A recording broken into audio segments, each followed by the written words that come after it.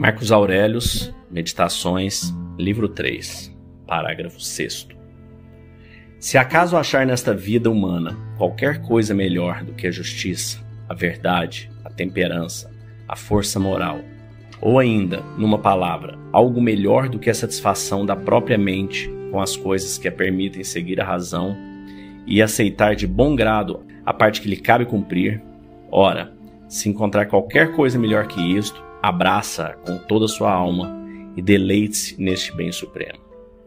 No entanto, se não encontrar nada que lhe pareça melhor do que a divindade plantada em seu peito, que já se sujeitou a todos os seus apetites e examinou cuidadosamente todas as suas impressões, e que, como disse Sócrates, se libertou das seduções dos sentidos, se submeteu aos deuses e ama a humanidade. Ora, se não achou neste mundo nada superior a isto, não dê atenção para nada mais, pois se alguma vez já percebeu tal divindade em si mesmo, inclinou-se em sua direção, sabe que não há nada mais belo e benévolo do que isto, que já é seu, e sempre será seu. Pois não me parece certo que qualquer outra coisa, como os louvores da multidão, o poder e a fama, ou os prazeres da luxúria, possa sequer competir com esta outra coisa, tão bela e tão boa, segundo nos diz a razão. Ora, ainda que todas essas coisas inicialmente pareçam ser um grande bem, logo nos dominam e nos arrastam, de modo que perdemos o controle de nossa própria vida. Assim, você deve simplesmente escolher livremente o que é melhor e agarrar-se a ele enquanto é tempo. Mas o que é melhor é aquilo que é útil. Bem, se lhe for útil enquanto ser racional, então mantenha-o consigo. No entanto, se lhe for útil somente enquanto um animal, admita-o sem arrogância, mas tome muito cuidado para que sua conclusão seja racional e precisa. Jamais dê tanto valor a uma coisa que possa ser levada a transgredir a sua fé, a perder a sua honra, a odiar qualquer homem, a suspeitar e amaldiçoar, a agir com hipocrisia, a desejar qualquer objeto que precise de proteção de muros e véus. Pois aquele que coloca a sua preferência na sua própria razão e no seu próprio dêmon, que cultua em si mesmo acima de todas as coisas, não tomará parte em tragédias, não viverá em lamentações, não terá necessidade nem da reclusão, nem da multidão, mas viverá como um imperador de si mesmo, sem perseguir nem temer o dia de sua morte. Pois que já não o perturba o fato de permanecer por um tempo, maior ou menor nesta vida, ainda que fosse chamado a partir dela neste momento, seguiria prontamente em sua jornada, como se ela fosse qualquer outra viagem. Toma cuidado para que isso seja verdade em toda a sua vida, de modo que seus pensamentos jamais se desviem do que é pertinente a um ser racional e membro da civilização. Na mente daquele que se dedicou à castidade e à pureza mental, você não encontrará corrupção, impureza, nem secreções de ferimentos abertos, nem na sua vida incompleta, quando o destino levava embora, como se poderia dizer de um ator que deixa o palco antes de terminar o seu papel. Além disto, nele não haverá nenhuma inclinação à bajulação, nenhuma afetação das paixões, nenhuma dependência das coisas externas, tampouco algum ato que precise ser desculpado ou alguma culpa que precise ser ocultada. A sua faculdade de julgamento deve ser exercitada e aguçada constantemente. Tal faculdade exige que em sua alma não exista nenhuma opinião inconsistente com a natureza e a constituição de um ser racional. E tal faculdade, quando bem executada, o liberta das rotulagens apressadas, o torna amigo da humanidade e submisso aos deuses. Jogue fora da mente todas as demais coisas e se preocupe apenas com as essenciais, que são poucas.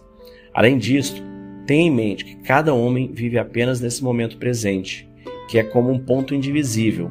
Todo o resto de sua vida é o passado ou algo incerto. Assim, o tempo em que cada homem vive é curto, o canto do mundo em que habita é pequeno, e mesmo a mais longa fama mantida após sua morte é como uma frágil chama, carregada adiante por uma sucessão de pobres criaturas que logo também deixarão essa terra, e que mal conhecem a si mesmas, quanto mais aqueles que já deixaram há décadas ou séculos. Aos conselhos que já foram mencionados, devo acrescentar mais um. Mantenha para si uma definição ou descrição acerca do objeto que lhe foi apresentado, de modo que possa sempre distinguir que tipo de coisa ele é em uma substância, em sua nudez, na soma de todos os seus componentes. Ao se referir a ele, diga a si mesmo o seu nome apropriado, assim como os nomes dos componentes que o formam, e nos quais um dia se dissolverá. Pois nada é mais produtivo para a elevação da mente do que ser capaz de examinar metodicamente e verdadeiramente cada objeto que lhe é apresentado na vida. Sempre contemplar as coisas de modo a refletir ao mesmo tempo a qual mundo elas pertencem e qual a sua real utilidade nele. Assim, quem sabe poderá perceber qual o valor que cada coisa tem em relação ao todo e em relação ao homem, que é um cidadão da cidadela mais elevada, da qual todas as demais cidades são aparentadas. Assim, se deve saber o que cada coisa é, do que é composta e quanto tempo persistirá a natureza disto que agora me impressiona os sentidos. Saber igualmente qual a virtude necessária para lidar com ela: gentileza, virilidade, sinceridade, fidelidade, simplicidade, contentamento e o restante. Desta forma, em cada ocasião, um homem deveria dizer: isto vem da divindade. Isto se conecta ao desenrolar do fio do destino, e a coincidências e acasos do tipo. Isto vem de uma concidadão, ou de um parente, ou de um amigo, ou de todo caso alguém que não sabe o que é viver de acordo com a natureza. Eu, no entanto, não ignoro.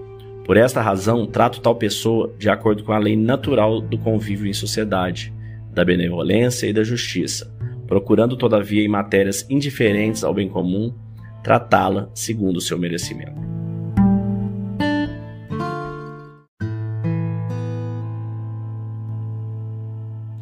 Essa terceira parte do livro 3, aqui a gente leu entre o 6º e o 11º parágrafo, acho muito bacana também, quando ele diz ali no início, né?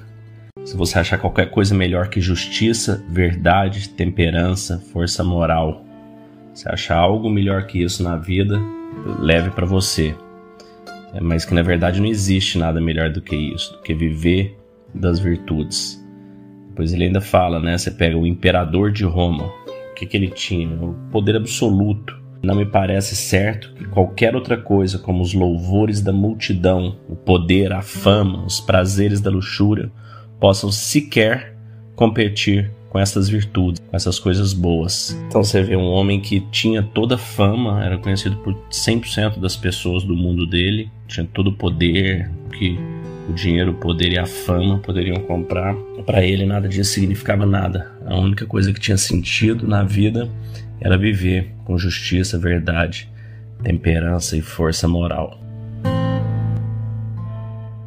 Calma da mente é conexão, intencionalidade, foco por uma vida que vale a pena ser vivida. Acreditamos que a sociedade está enfrentando desafios significativos, com níveis alarmantes de ansiedade, medo e depressão.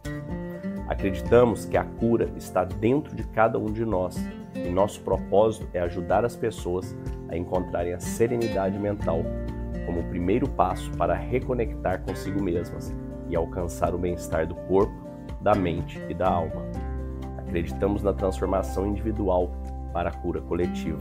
Dentro da Calma da Mente, nós oferecemos um programa baseado em uma filosofia com mais de 2.300 anos, o estoicismo, apoiado em técnicas de meditação e visualização validadas hoje pela neurociência e pela PNL. Nossa missão é fornecer ferramentas e recursos para que as pessoas encontrem calma interior e vivam com propósito, intencionalidade e foco, e conquistem uma vida que vale a pena ser vivida. Para saber mais, entre em calmadamente.com.br ou no QR Code que deve estar aparecendo para você aí e escolha o melhor plano para você, para sua empresa e para sua família.